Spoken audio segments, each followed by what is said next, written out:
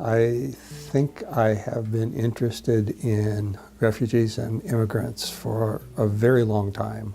The first thing that I want to say, and this colors my judgments about pretty much everything, is that present American policy on immigration and refugees is both cruel and immoral. It has to be changed. There is simply no basis for what we are doing to people, and it is causing immense pain to immense numbers of people without any justification whatsoever. I think one of the most important things that people can do is to tell the story.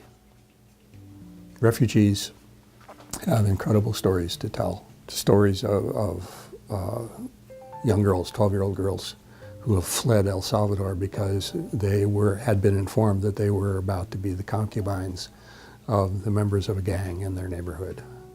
There are children fleeing conflict in the Middle East, in Africa, fleeing, among other things, being conscripted as child soldiers in these conflicts.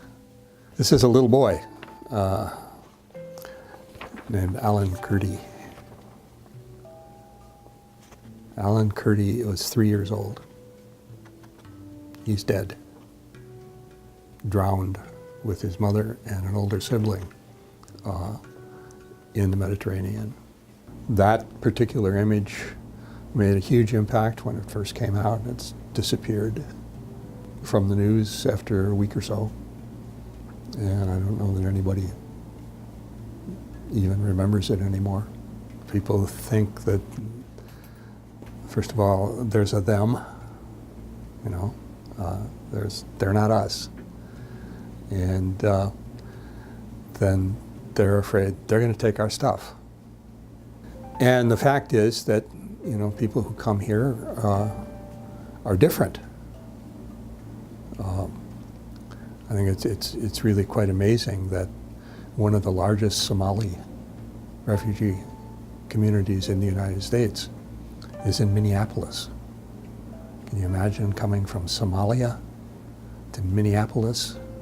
People don't do that sort of thing on a casual whim. People do that sort of thing because they are absolutely desperate and they have no choice.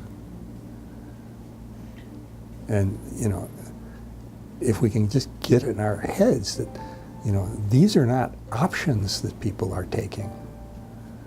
These are necessities, that they are fleeing where they were because they can't stay there anymore without dying.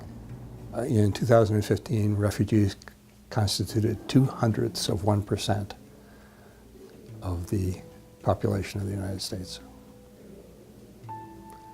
Why people are terrified of refugees, I have no idea. There is absolutely no basis in fact or anything else. So that's what I would like people to know, that their fear is utterly unfounded. And that's really important because fear leads to hatred.